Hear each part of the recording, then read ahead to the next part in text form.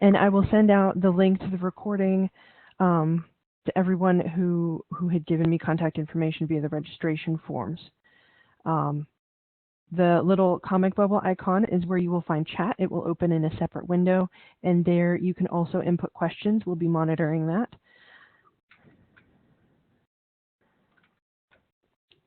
I'm just going to do a short introduction of the presenters today. One is Eleanor Cook. She's from East Carolina University.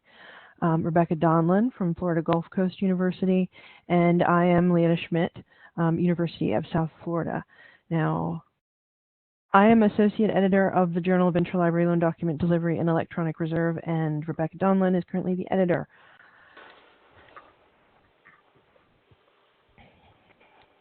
And to start the webinar will be Eleanor Cook. All right. So you're going to give me mouse control now, correct? Yes. Do I have to request it? I believe I can give it to you directly. I can. Yeah, you should have it now. Okay, thank you.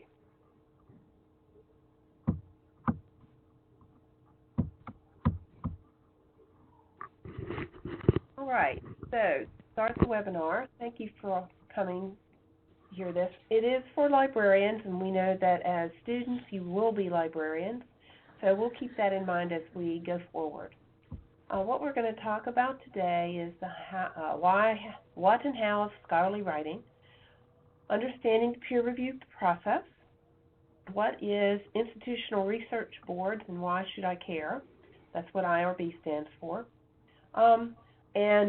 We'll go briefly over the writing of books. We're going to start with articles first. I really think it's probably more appropriate in this group. But, we'll talk about that a little bit. A writing support group and whether or not that's for you. Understanding author rights, that's a very important topic these days. I hope you're getting some information about that in your classes. And then hopefully we will have time for questions at the section. All right, getting started. What kind of writing and publishing is right for you? I don't know whether or not our, I suppose we could take a poll, but we can do this later. It would take up too much time right now.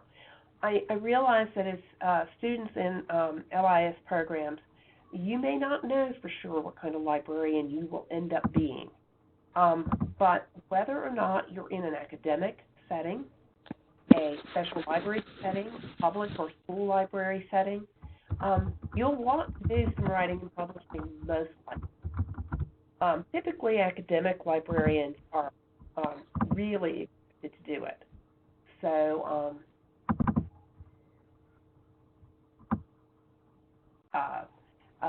in some cases, you may get a job.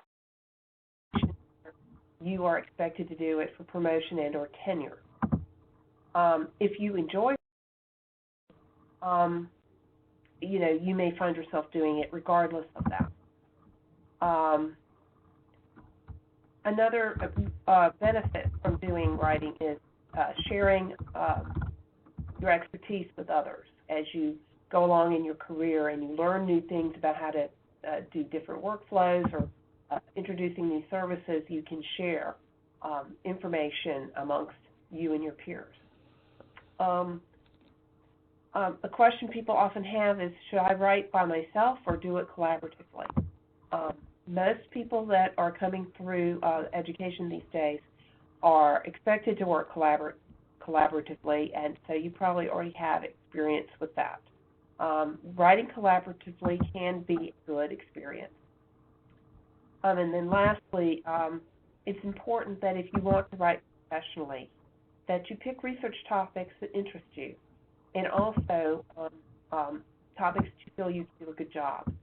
It is very discouraging to launch yourself into a project and find yourself either over your head or floundering because you don't really know enough about the topic. Of course, that is one way to learn about a topic, but that's not usually a good way to start. Okay. All right, so know what's expected. When this webinar was first developed, we were talking to people who had who were working in situations where expectations were shifting or changing. And so this is a really big, important thing to think about. If you get your first job and you're expected to write, you need to know how many articles am I supposed to write, and do they all have to be peer reviewed, and what kind of a time frame are we talking about? It's extremely important that you read your promotional documentation and ask questions.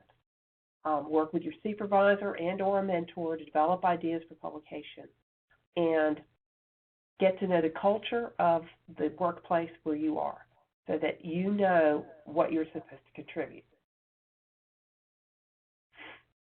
Pay attention to local values. You could work at, say for example, you might work in a public library, and what they want you to do might be to do articles for the local newspaper, or to write book reviews for your newsletter.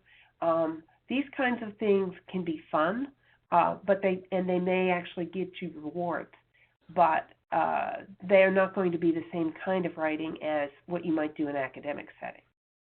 So quality versus quantity is an important aspect, and again, the ability to successfully collaborate is often important. Find out from your boss or from your colleagues if it matters to them when they're judging you later, either in your evaluation or in some kind of promotion system, whether or not solo efforts are going to be given more weight than co-authored things. Also, it's always good to tie it to the relevance of your job performance. Although I know that in many cases people go into library science from other areas, you may already have a subject expertise in some other discipline. So if you want to tie that to your current job or the job you're going to get, that's usually okay to do.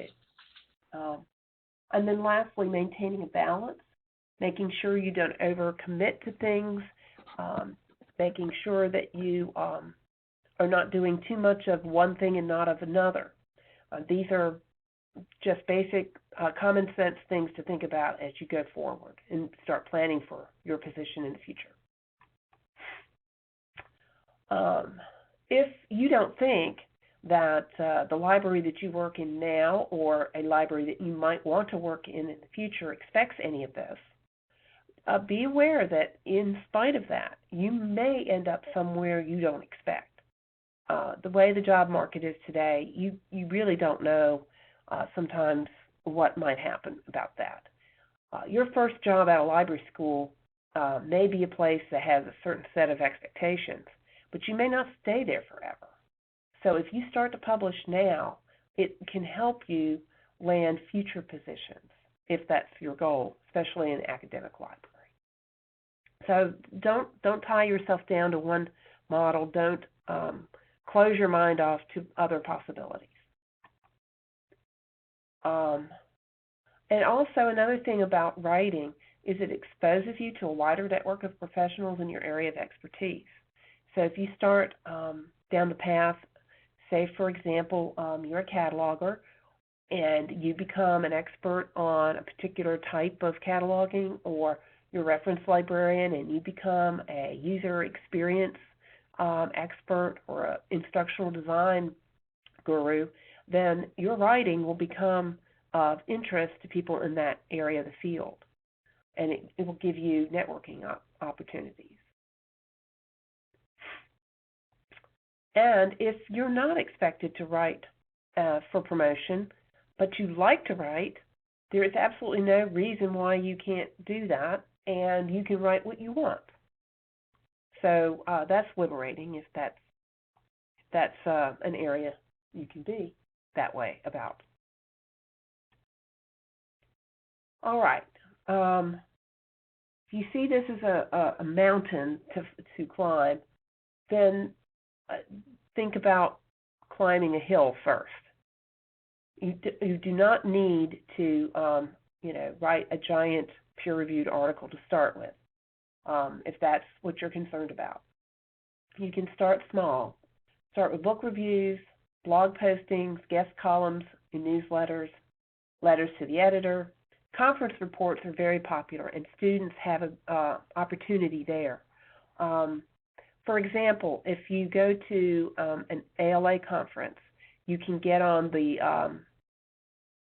Cognotes editorial group and go out and do reports for Cognotes. Library school students do that. Interviews, oral histories, these types of writings may not count as much in a promotional system, but they're a good way to get started with developing good habits for meeting deadlines and for just finding your voice, essentially. Okay, does anybody have any questions at this point? I'm going to go into the next section, which is types of scholarly writing. Hi, I have a question. Yes. Hi, I'm Gina. I was wondering if we have or are planning to publish something as a graduate student and get hired on a tenure track, do our previous publications, and I'm sure this varies by institution, but do those typically count towards achievements towards that tenure track? That's a great question, and you answered it for yourself already, and it definitely depends. Okay. I would say what it counts toward initially is if you've already published something that's in peer-reviewed publication and you apply for that sort of a job, they're going to notice that, and it will definitely be a plus for you. If you get interviewed and then they offer you a job, you would need to ask that question very specifically to that institution because they may or may not so-called count it. And that may be a negotiable. I don't know. It does depend on their process. For example, somebody who's been in the field for a long time can apply for a job at a university and be told, well, because you've been in the field for 20 years, we kind of have to count your stuff. But when you're first getting started, they might not do that. So you should definitely ask that question. Thank you. Any other questions? Okay, well, let's go on then. Okay, types of scholarly writing. These are all pretty typical. I think most of you can relate to these. Journal articles can be either peer-reviewed or not. Same with book chapters, full-length books, columns within a journal. You can either become a column editor and be the person who manages that column, or you can be a guest writer for that column. Published proceedings. Proceedings, again, can be peer-reviewed or not. And book reviews. Now, most people think of book reviews as not being peer-reviewed, but there are occasions when they are, so pay attention to that.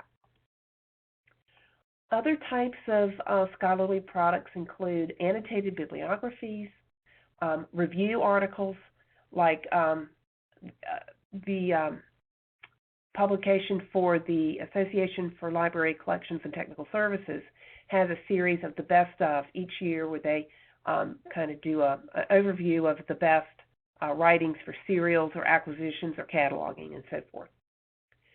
Translations, if you have a skill with a foreign language, you might be able to put that to use. And then multimedia works such as tutorials and other things that include other types of formats other than the printed word. Okay, and then of course there are the newer forms of publishing, blog posts. Self-publishing is a hot topic right now, and it still remains to be seen where that's going to be going in terms of how it gets recognized in the scholarly world. I've noticed that on my campus, a number of faculty have done some self-publishing, and they list it on their vitas, and they list it in their faculty activity reports, but I don't know how it's going to get recognized formally in the future. Digital and video productions, listservs, whether you post something there, whether you manage one. Is that an editorial feat? Does it get recognized? That's always a question. And then social media has, taken front and center in many people's lives, but the question is, how does it figure in your professional life? Do people have other suggestions for alternative types of creative or scholarly works that I haven't included here? I'd love to hear if anybody's got other ideas.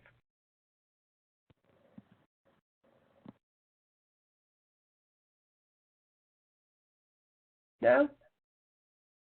I can't hear. Hi. I hear some. Yes. This is Gina again. I've seen some people on their CVs put that if they have like graduate assistant, if they're credited for graduate assistant work in a published book, would you consider that something to put on a CV? I would, yes, probably. I don't see any reason why you couldn't. Thank you. I mean, I think, 20 years down the line you might drop it off, but but when you're getting started, if you've got something you can give yourself credit for, that I can see that as being legitimate. Okay, let me go on then. All right, another way that you can get published is to answer a call. Call for proceedings, call for papers, call for chapters. There are a number of professional editors that work out there in the world who actually contract with organizations to create books and special themed issues of journals in order to get coverage of a particularly hot topic. One of the things that you need to be aware of if you do answer a call is to become very clear with that managing editor as to whether or not the communication back to you about whether or not your idea is accepted is really for real or not. I have had a case where I answered a call, I gave them a proposal, they said yes, I wrote the item, and I submitted it, and then they said, oh, sorry, we really don't need this. And that didn't seem quite right to me, and so you need to be careful about answering calls if what they're doing is gathering as much stuff as they can and then sorting through it. Be sure that you're not going to get tossed out at the end. So, and then the other thing that's on this list is publications derived from professional committee work.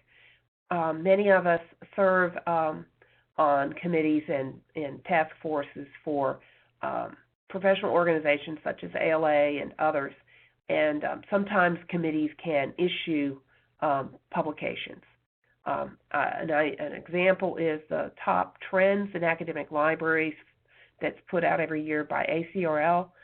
My boss is one of the authors of that, and she gets credit for that through that committee work. Okay, networking. What does this have to do with writing? We're now entering the third section, so I'll be giving this over to Becky in a minute. Take advantage of your connections in the field. As students, right now you might not feel like you have many, but your professors and your advisors and people who work in libraries around you can all be very important to you as you go forward in your career. Not to mention your fellow students. Many excellent writing opportunities can come from who you know or who you're willing to get to know in order to make these connections. The people that you meet while you're in school right now, you will run into again later. You will find them on committees in the future. You will find them at neighboring institutions. Most of you know that libraries in a given region will often work together in consortial arrangements. So don't leave any stone unturned when it comes to networking. Another important thing is developing good habits. This is an incredibly important thing for students because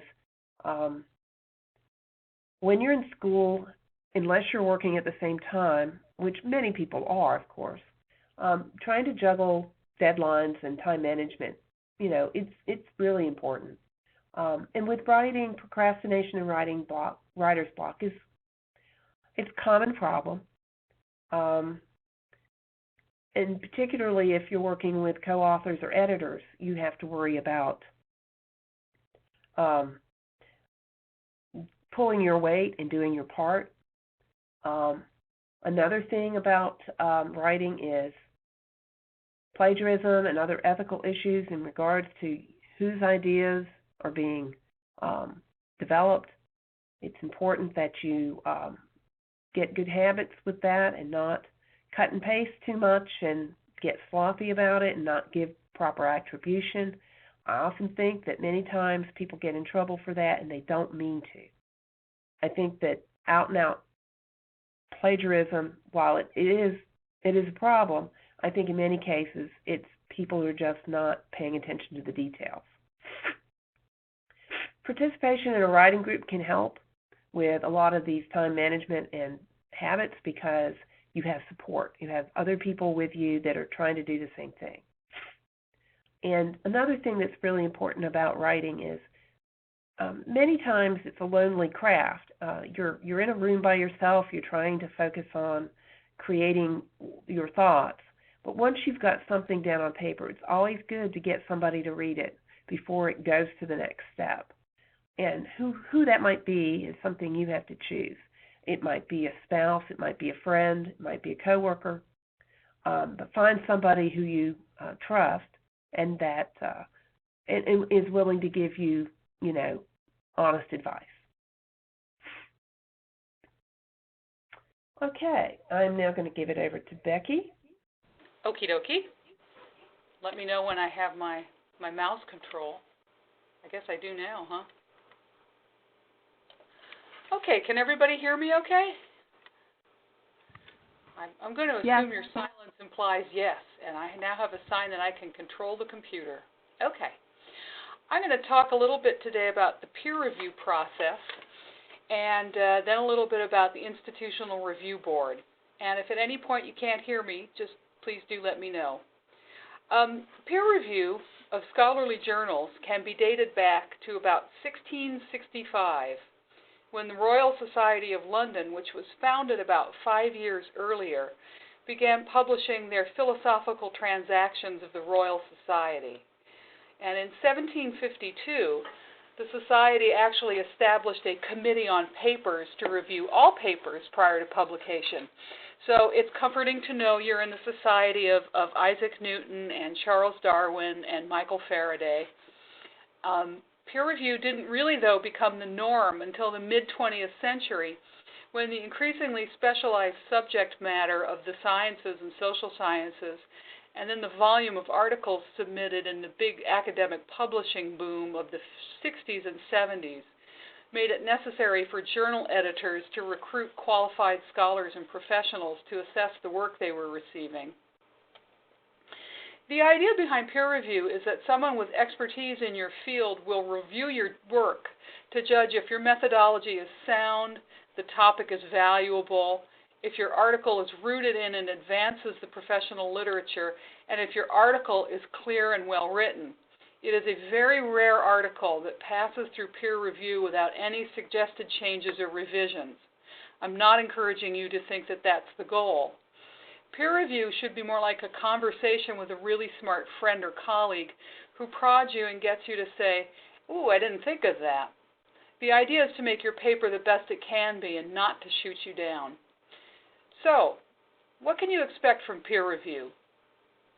First, I think we moved that around a little bit. Let me just scoot my notes around a little bit here. What should you expect from peer review?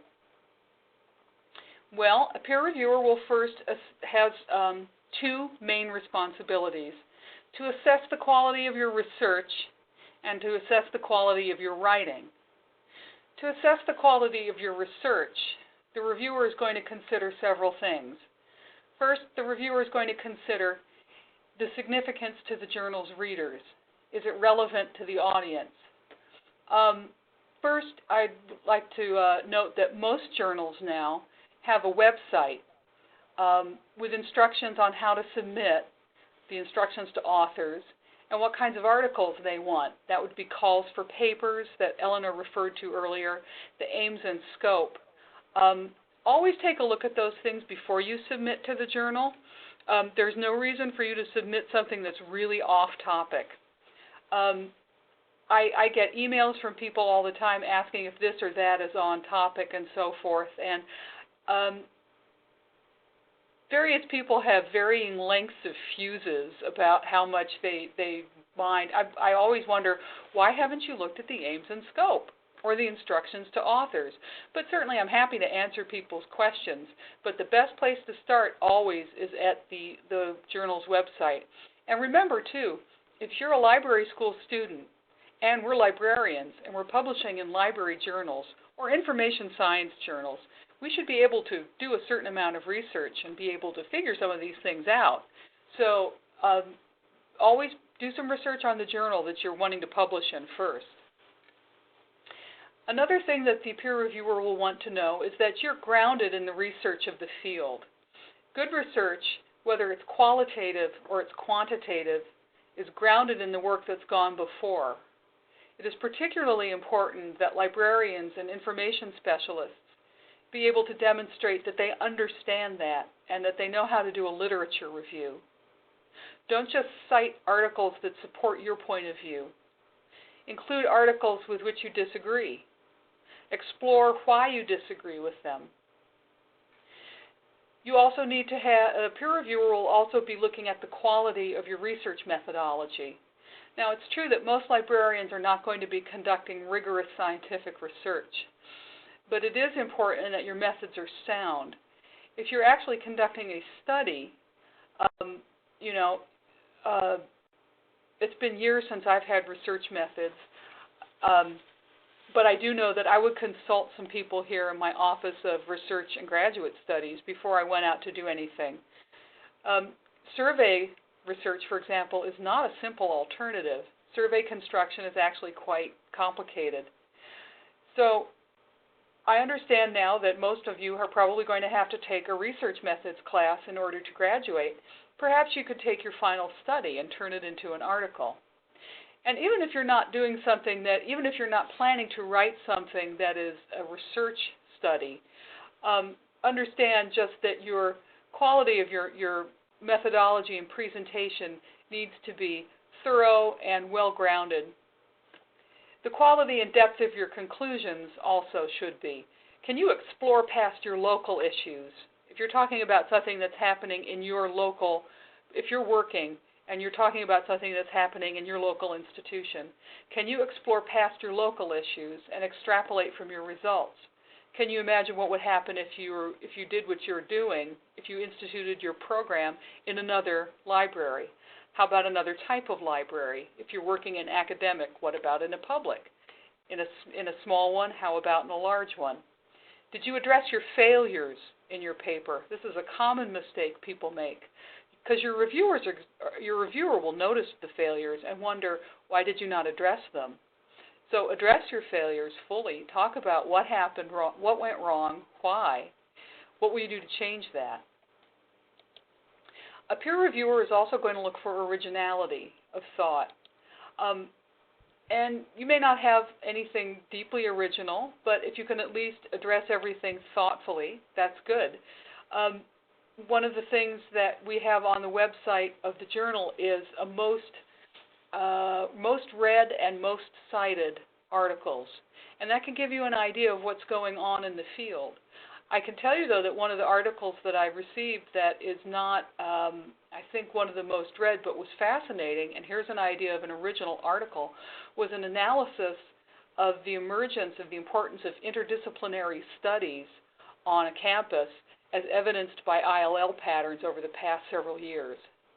Now, that's an original study, and that was really interesting, and that got published. So, those kinds of studies are fascinating and have a place in the journal. Implications for practice is always a very popular topic in library journals. Librarians get criticized for writing How My Library Done It Good articles, but they fill a very important need. Just be sure you address the criteria of the quality and depth of your conclusions and the soundness of your research methodology and so forth. So these are the things your peer reviewer will be looking at. They're going to be assessing the quality of your research. So before I move ahead on that slide, are there any questions?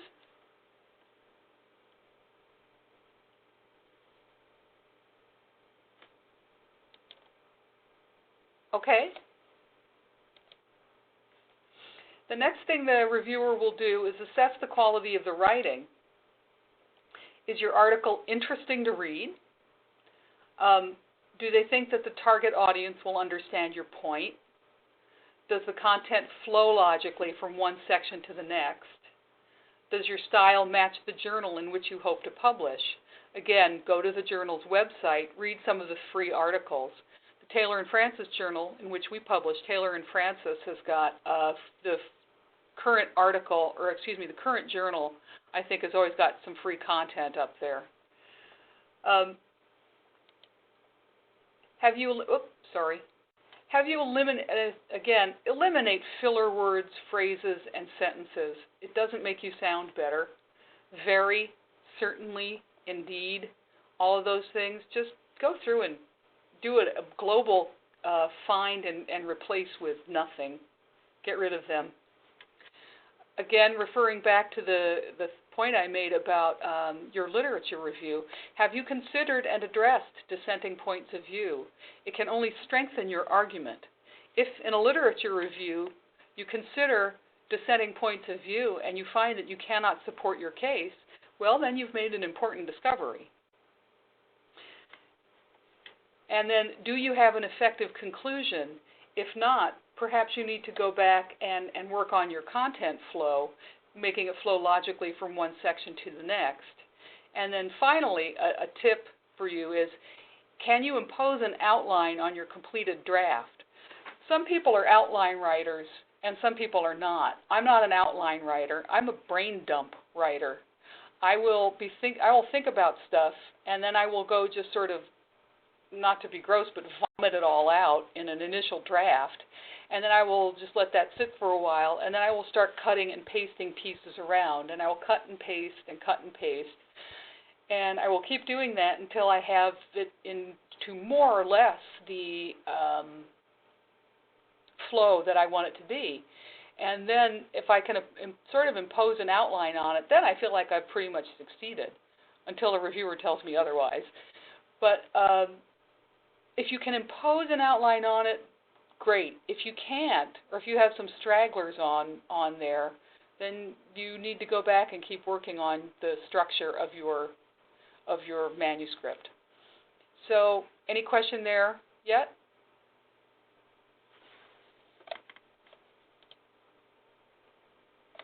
Okay, let me go back up a little bit.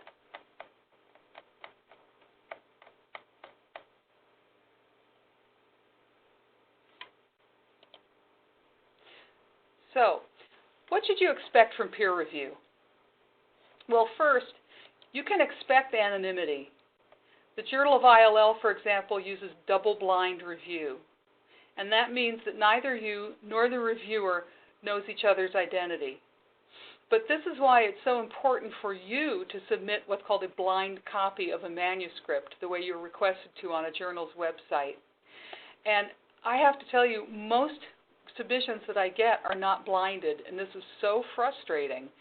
Just blind the copy. What does that mean? That means that you remove any mention of your name, your institution's name, or any other identifying information from the manuscript. Don't put in your name. Don't put your name or the institution's name in a running head.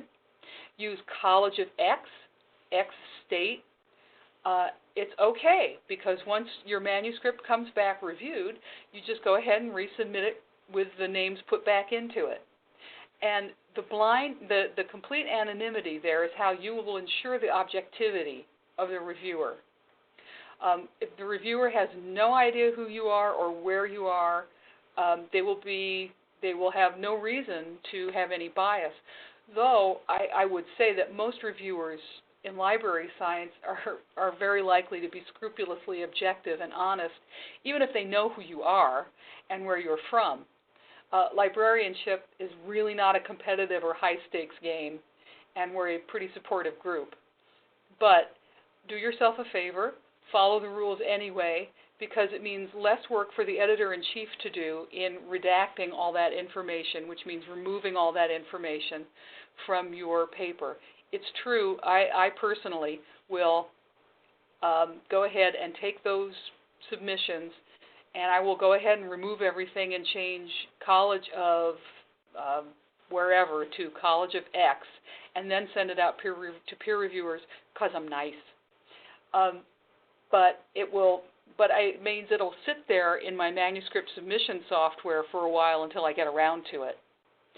So that's why submitting things blind and following the rules is great for you, because it means you'll get through the process so much faster. Another thing you can expect from peer reviewers is for them to be more or less frank with you and to give you honest and constructive feedback. Now, some reviewers are going to be a little more terse, and some are going to be a little more expansive because people are different. And that's one of the reasons we try very hard and are usually successful in getting 2 reviewers for each article. We are not always completely successful with that.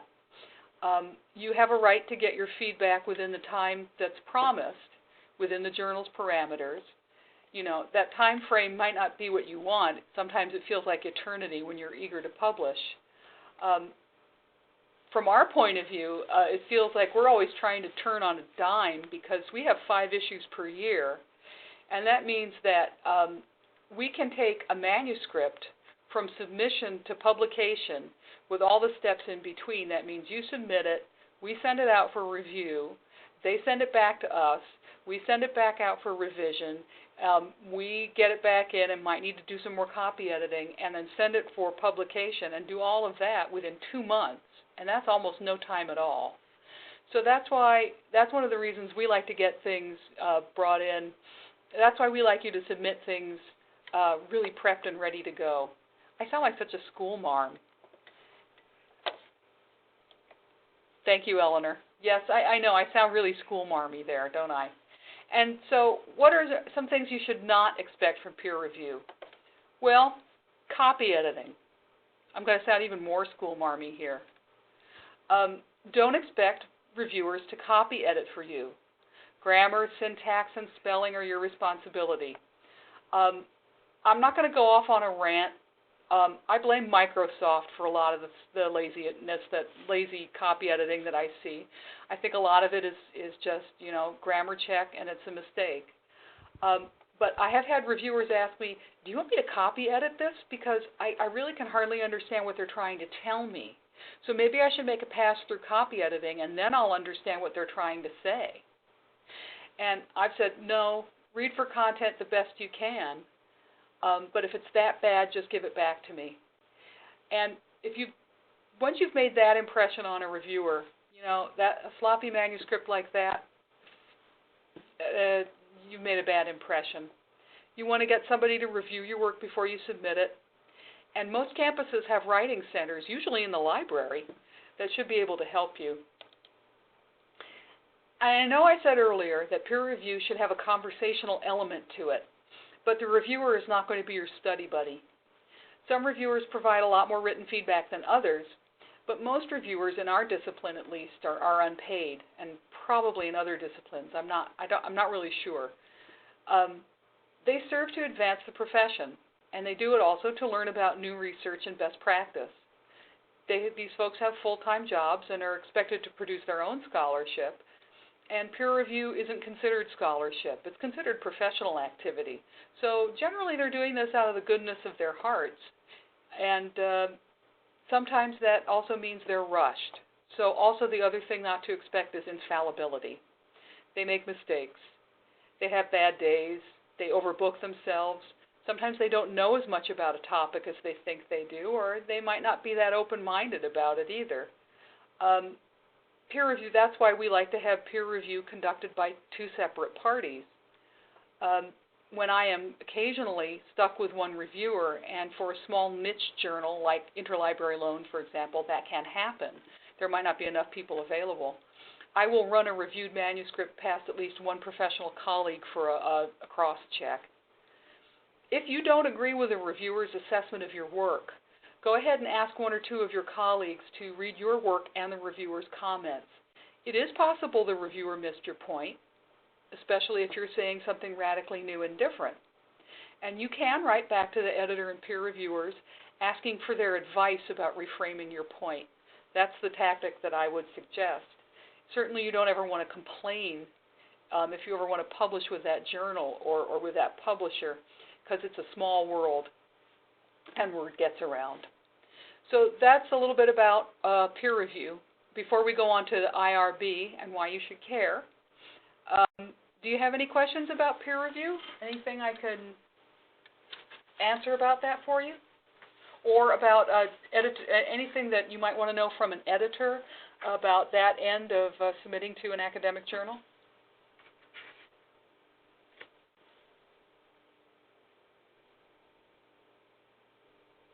Okay. How long the process takes for an article, Melissa wants to know. That's a good question, and as I alluded to before, it does depend upon how much you help prep the process for success to begin with. Ideally, we would love to get something in and turn it right around and have you go from draft to publication. Yes, I'll answer that in a minute. Go from draft to publication in about 2 months. Our best peer review, we usually get the peer review commentary back about 6 weeks from when we get it out to them, depending. We get a good idea of who our editors begin to get a very good idea of who their really responsive peer reviewers are, and we're always we're trying to broaden our base of responsible peer reviewers. How do you find opportunities to be a peer reviewer? You first, it helps if you've been published. It helps if you, but not necessary. If you're in committee work and you're established as somebody who knows something about the field.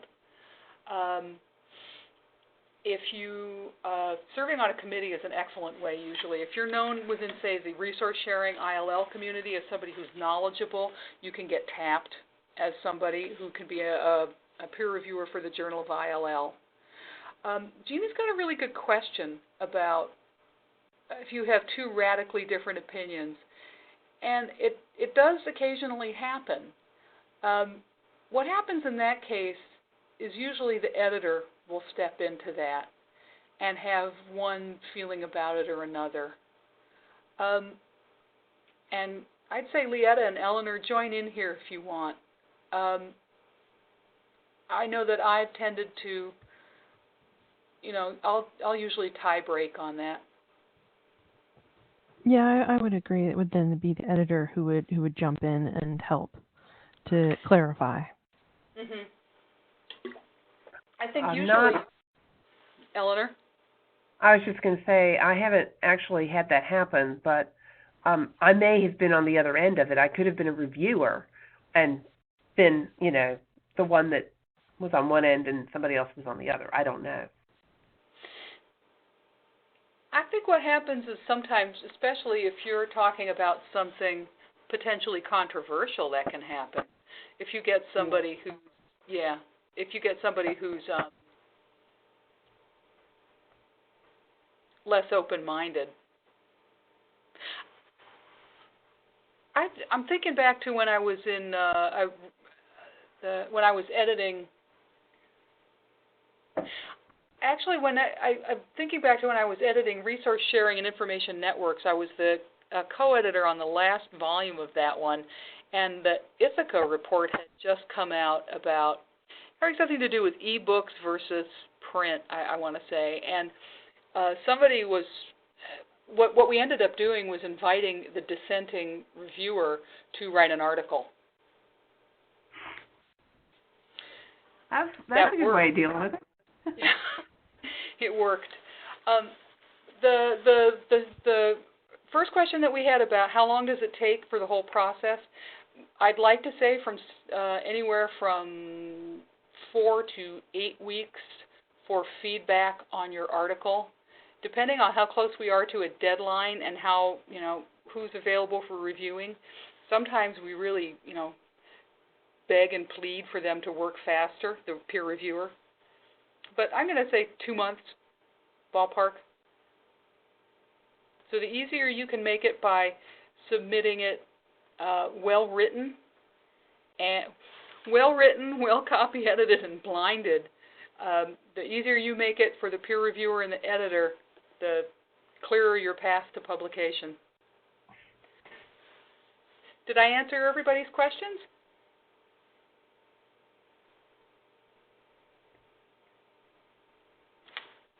Okay, so I'm going to talk just briefly here about the IRB, which is your Institutional Review Board. What is the IRB? Well, now you know it's the Institutional Review Board, and why should you care? Okay, well, the Institutional Review Board is the entity at your university, and I'm going to go ahead at this point and assume that either you're a library and information science student or an academic librarian. If you're a public librarian, I don't know that this would apply to you, but you should keep your ears peeled in case you're planning to do any research on human subjects, which means patrons, okay?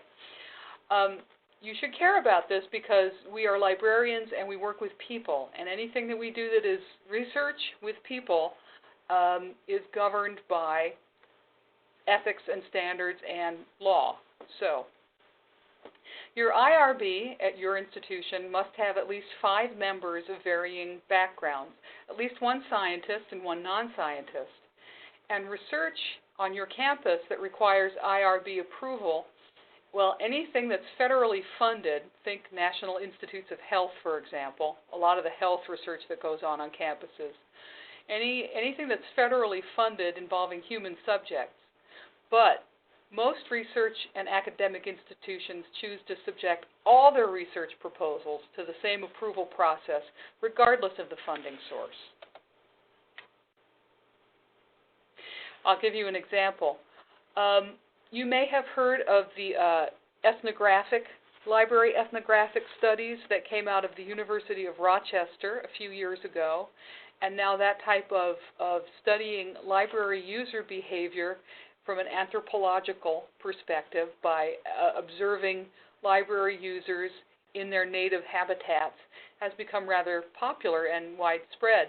A few years ago, when that first came out, we undertook similar study on our campus, and I was the principal investigator, something I'll explain in a minute, of a study that I did in collaboration with an anthropology class on our campus. So even though we didn't take any funding to do this, we nevertheless had to go ahead and get IRB approval on our campus to conduct our study. Did I need, was it up to me to figure out if I needed it? It wasn't my call.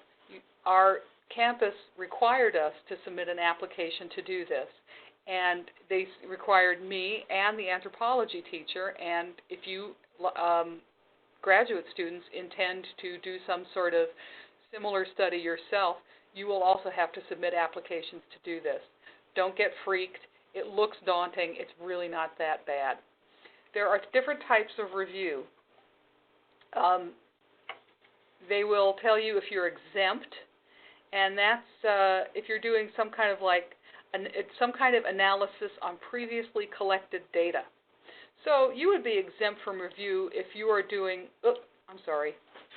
hitting my mouse, just meaning to do something else. You would be exempt if you were analyzing old circulation data patterns.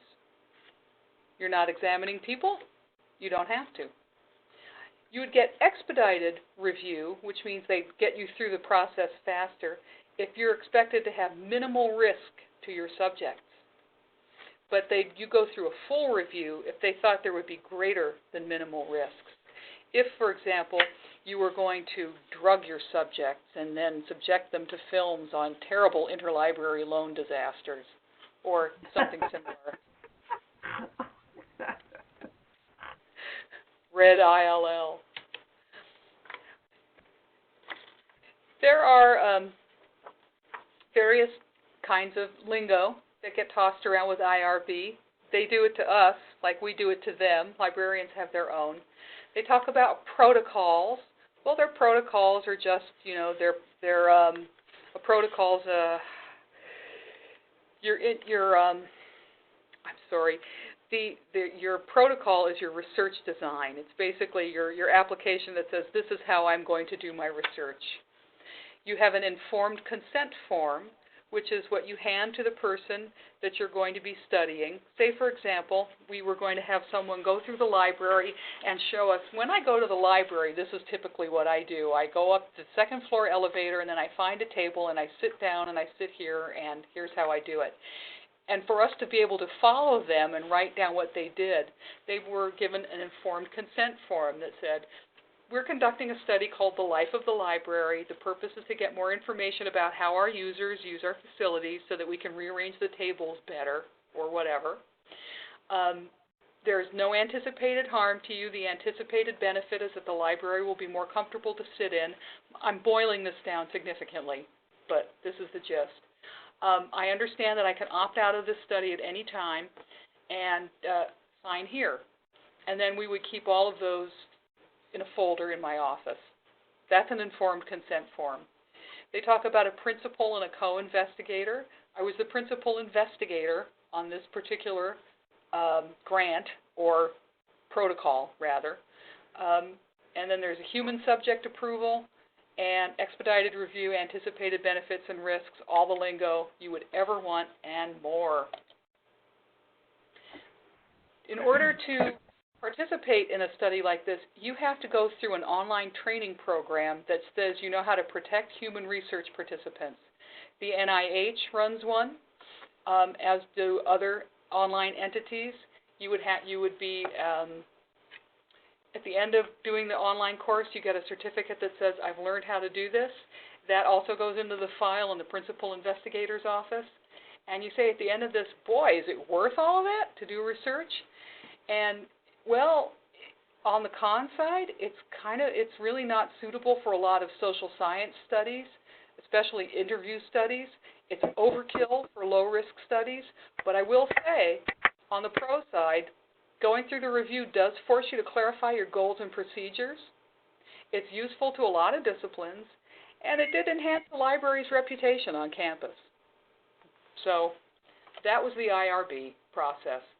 So once you've gone through that, you'll know everything there is to know about how to conduct a study in a library on your campus. Oh, Eleanor, I'm sorry. There you go. That's okay. Okay, so I'm going to take a quick tour. I'm sorry, I don't think I gave people a chance for questions about IRB. Yes, let's do that. I'm sorry, yeah. Do you all want to run screaming from the room now? Probably.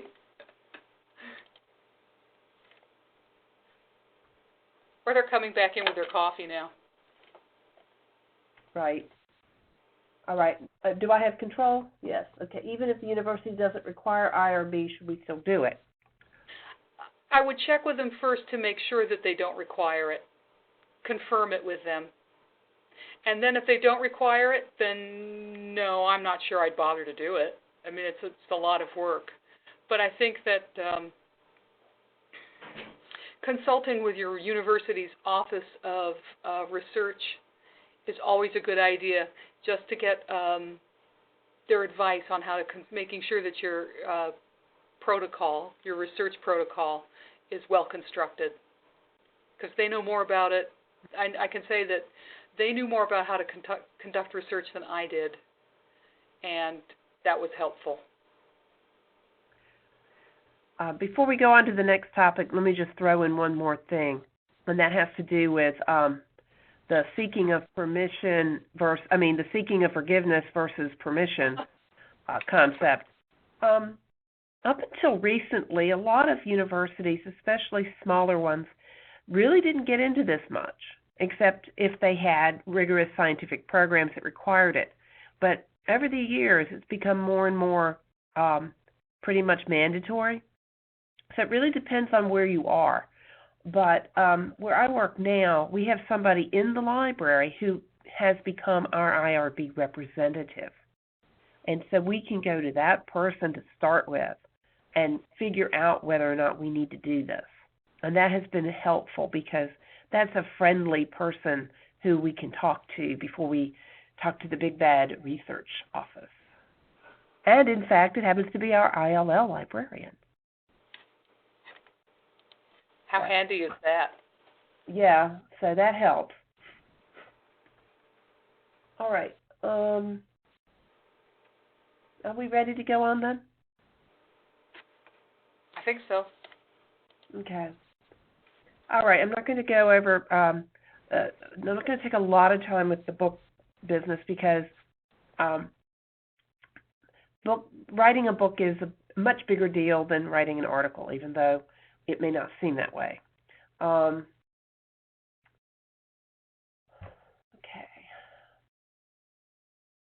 Do I have control? I think I do. Do I have control? I believe you should. Okay, thank you. I do now. All right. Okay, before you take the plunge, are you going to be the sole author or are you going to be a co-author? Is this going to be traditionally published or are you going to self-publish? Do you understand what the time commitment might be? Are you aware of the kind of editorial support you might be getting or not? And you need to consider things like contracts and copyright considerations. I'll just say as a cautionary tale, a number of years ago I was approached by an editor from ALA, and I was asked, would you like to write a book about this topic? I was doing a presentation for an interest group at a conference, and she gave me her card, and I took it, and I contacted her a little while later, and I said, well, what does this take? I mean, what would I do? How long does this take? And she gave me a copy of a contract, and she explained that I had to do this, that, and the other. I had to send a proposal and all this. At the time, I really didn't know what I was getting myself into. It was quite a learning experience. So I do think that since that time, the writing of books has changed dramatically because of self-publishing. But if you're going to go through a traditional publisher, there are many, many steps involved. Okay. All right. So here are some of the organizational considerations. Doing a literature review before you decide that the book is needed. In the case, my particular case, I was writing about conflict management in libraries. It's kind of a big topic. It's not a time-limited topic, which is another huge consideration. If you're going to write a book about a topic, if it is a fast-moving topic, something, say, related to anything technology or anything that's a current awareness thing, you aren't going to have the luxury of time. You will need to crank it out and get it out there soon because it'll go out of date. If you're in a different dynamic with the discipline, if you're talking about something that's timeless, then you may have all the time in the world. People in the humanities can spend 5 to 10 years working on a book if it's historical research or some kind of a topic that can lend itself to that.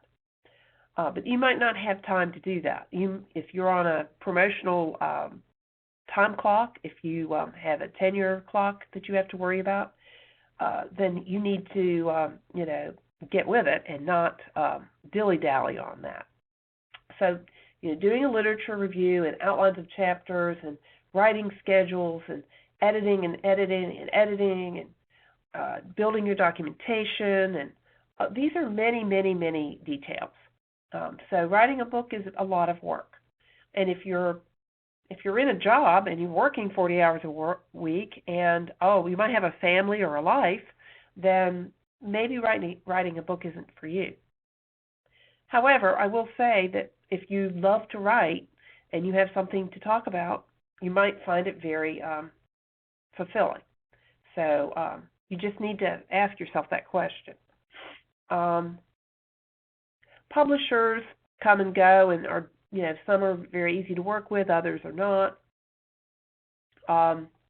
You also have to worry about when things don't go as planned, back it up. If you lose part of your document, you don't want that to happen. I had a boyfriend years ago who had an uncle who was an English professor who had been laboring over a definitive study of Walt Whitman, and his son blew up the house by accident. He lost his entire manuscript.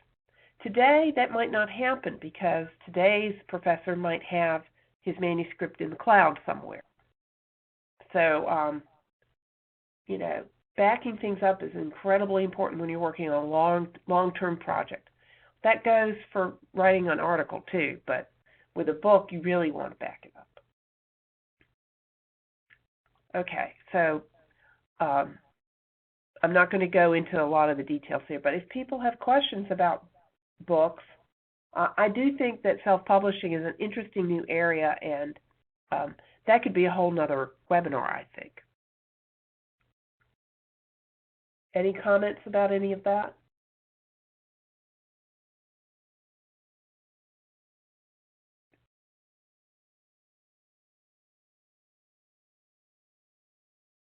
Looks like somebody's possibly.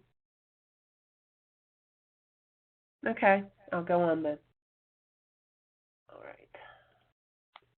All right. Starting a writing support group or being part of a writing support group. Oh, here's something. I've seen more professors going with the self-publishing route. Yes, I think that's true. And I don't know what to say about it because I'm not sure how academia is going to deal with it in terms of how do they judge it. Because I suppose a self-published book could have peer review if there was a mechanism for it, but I don't know of any developed way of doing that yet. I'm going to be going to the Charleston conference, which is a conference that's geared toward people who work in collection development and acquisitions librarianship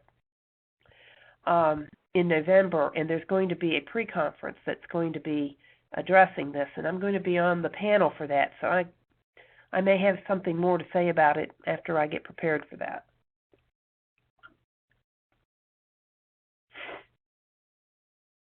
Other thoughts or comments? Let me get going here. I don't want to lose our time. Okay, a writing support group. First of all, before you try to create your own, look to see what is already available. If you're on a college campus, there's likely that there's already a group established, even more than one. Many disciplines will develop them within their own academic units, or there may be one through your Office of Faculty Support or Faculty Development. There may be an independent group within your region. Many people who are writers, creative writers, will find author groups in their regions. And that may or may not be appropriate depending on what kind of writing you want to do. If those types of avenues aren't available to you and you want to create your own, you might want to look at your own library and also at those nearby. So you just need to figure out what the lay of the land is for that. Another possibility is to go virtual. You might be able to create a group of like-minded people and create a Google group or some other kind of virtual presence where you can meet once a week or do whatever it is you want to do. We have so many different ways of connecting to people now. You have a Facebook page. So sky's the limit. So you could start your own, definitely, if you wanted to. Writing group etiquette, again, it depends on what your aims are, and that's, I think, important to get clear before you launch into this. I'm often reminded of book groups, people who have, monthly book groups where they go to meet and talk about a particular book. In some cases, those book groups turn into a social club where the book hardly ever gets talked about, but a lot of wine gets drunk. So if you want to have a writing group that is actually going to support you, then you need to stay on task and be flexible. Otherwise, you may disintegrate into something that it isn't going to meet your needs. In a writing group, it's important how to both give constructive feedback and to take it. That's why I think it's good to explore what might be out there first, so you know what you like or what you don't like about being in such a group. All right, I'm done. It's Leetta's turn. But let's see if there's questions. Yes, questions.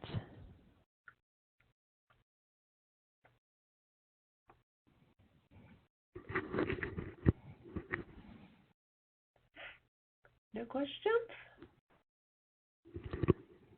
Okay. Oh, here's one.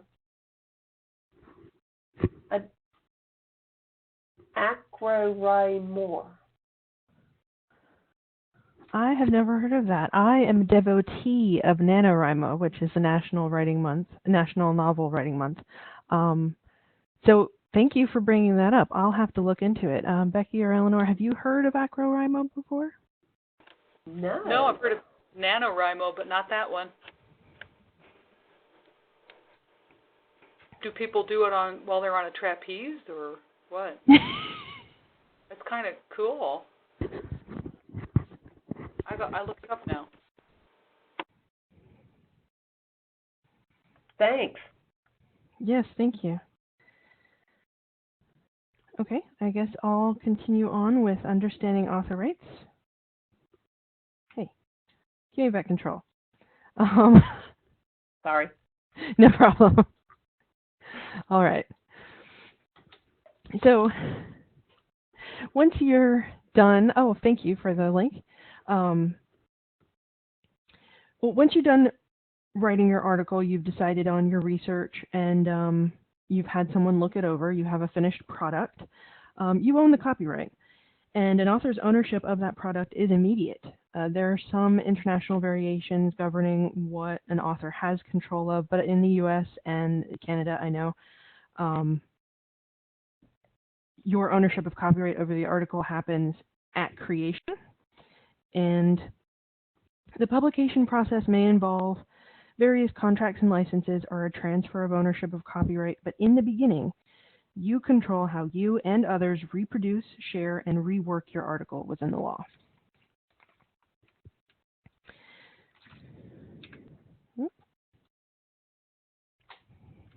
Okay. Now, there are a few situations that may affect your control in that very beginning part. One of those is work for hire. In the US and Canada, they consider a work for hire to be the property of your employee. And that happens if you have specifically prepared that work within the scope of your employment, or the work is specially ordered or commissioned for use. Academic and public librarians don't usually have to worry about this. It primarily would affect special or corporate librarians or people working under grants with certain provisions. Outside of work for hire, whether or not you are governed by that, you should involve your boss. I mean, it's good form, but not only should they know what you're writing about to know of your successes, but what we write about as librarians typically have to do with our libraries, with the services and our patrons. And it's a good idea that your boss and admin should know what information about your library is getting out there through you. If you're writing for a conference, some conferences have exclusive agreements with publishers. They might say that all of their proceedings, all of their papers will be published in a certain journal. The ALA, if you're working in ALA committees and as part of committee work, you produce an article. ALA would like to funnel it through its journals first. They would usually publish it, but they would at least want you to go through that path. And if you are writing with others, If you have co-authors, then it's a co-decision. What you do with the article and where you should publish it, you should always involve your co-authors. Now, we go back to in the beginning, you control how people share, disseminate, and rework your article within the law. Some journals might require a transfer of copyright. It comes as a contract, and like all contracts, I suggest that you read it very thoroughly. The language can be very obtuse. Get help with it if you want to. Oftentimes, some of the biggest impacts of a contract like this will be held in like 3 tiny little words. So read the contracts you're offered for transfer of copyright. Now, why would journals want you to transfer copyright to them? Basically, it's easier to do business.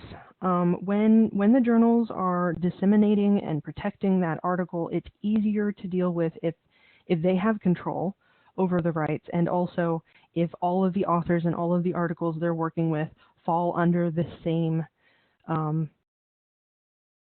status. They have to do the same thing with them. Now, you'll want to see the transfer of copyright. You want to know if it's forever. You'll want to know what it covers, whether it covers the images or tables you've included or not. And sometimes those transfers of copyright will ask one author to sign off for all authors. This brings in the idea of involving your co-authors again. Send that transfer to your co-authors. Make sure everybody at least agrees on it before you sign if you are the designated author. Once you have transferred your copyright, you no longer own it. You do not control how it is shared, how it is reproduced. It is just like any other article out there that you didn't write. And unless the journal has told you differently, for instance, Taylor and Francis has an entire section for author rights, what happens after you've transferred copyright and what you can do with it. Unless in that posting of author rights or somewhere else, the journal has not told you differently, then you must secure permission for any use beyond fair use. You must make sure your use of it is fair use if you don't get permissions. An option to transfer of copyright would be an exclusive license. With exclusive licenses, you're basically giving the journal the permission to be the only journal that ever publishes it. And these can be time limited. You can say for the next year, but you retain copyright in this case.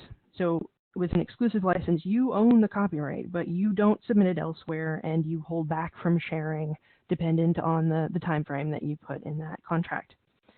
An exclusive license is one of the options. Another one that's drawn up by the Scholarly Publishing and Academic Research Coalition, or SPARC, is an author's addendum offered for scholarly researchers, and it's something that an author can give back instead of a transfer of copyright. Most of the author addendums include stipulation that the author retain copyright in perpetuity. Now, if you aren't publishing with a journal, there is plenty of direct publishing, self-publishing. Even if you're printing out your article and giving, you can advertise what rights you want to give out. The Creative Commons has a variety of licenses that you can paste like a badge on your blog, on your handouts, anywhere you're distributing your content that let your users know what you allow them to do with your material. Without placing this badge on, it reverts to copyright law in this country, but a lot of times we want to make it easier for people to use our content. So there's a right of attribution. Basically, you're saying to your users they can use, share, and disseminate, rework, as long as they make sure that everybody knows you wrote it. There's share alike, where you're saying that any derivatives people make must be shared under the same license that you released your content in. And there's also ways to differentiate between commercial and non-commercial use of your property. Another way to publish is through open access journals. Open access has arisen to meet many needs.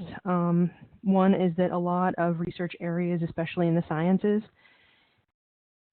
all of the research is kind of locked behind paywalls. The journals are extremely expensive. It's difficult for researchers to get at the material of their colleagues, and it's very important for them to get at the material of their colleagues because research affects research. You need to have a broad knowledge of the field, and you can't do that without reading what other people are doing. Now, there are a couple types of open access. There is green open access, and that is self-archiving. This means an author can publish with any journal under the understanding that they're going for green open access, and then they would self-archive their article afterwards. They would load it on their personal website, their institutional website, or perhaps an institutional repository. Gold open access is where the journal would archive and provide that access on its own. So this is a full open access journal. It would accept the publication, make it available, and ensure its availability into the future. Just as an aside, the Research Councils of the United Kingdom, as of July 2012, issued a statement that all research receiving money from the RC UK must provide open access to their paper, no matter where they publish. This has affected several journals, not just in the UK, but in the US. Taylor and Francis has already issued statements and made green and gold publishing available to the RC UK researchers. Now, many libraries and universities alike are providing institutional repositories, both as a way to save research done by the institution, but also as a way to provide open access to that research. And some institutional repositories are hosting their own open access journals. And included in the open access movement is open data. Now, open data is where you place your data and statistics in the repository or archives on its own with your article. But as you know, your article may address only a specific part of that data, and the data could be useful in far broader terms if looked at through somebody else's eyes or perhaps linked to somebody else's research. This is especially important with governmental data. I know there is a drive to open data for government research in the US, and it provides a new level of transparency. So not only are people reading the article that interprets the data, they can see the data for themselves and perhaps find new pieces of information from it. Now that is the end of this section. Are there any questions that I can address right now?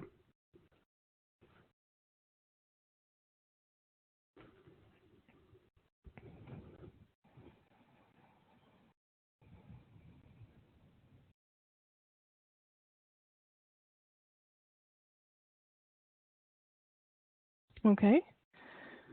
Well, now we have our follow-up slide.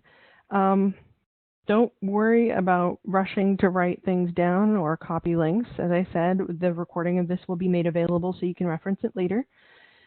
And Eleanor or Becky, did you have anything to add at the end of the webinar? No, just that you're welcome to contact me anytime. Our contact information is on the final slide, right? Yes. So finally, I will be sending out the recording using the contact list I got through registration. If you have managed to make it to this webinar without going through the registration form online, please email me. I'm Leetta Schmidt, so my email is at the very bottom, and I'll make sure that you get the links to this recording as well. And thank you for joining us. Yes, thank you all. Thank you. Thank you, Eric. We're especially hoping to look for submissions from you in the near future. So go to the journal's website and look at everything and start submitting those articles. We'll look forward to it. Okay. Well, thank you all, and goodbye.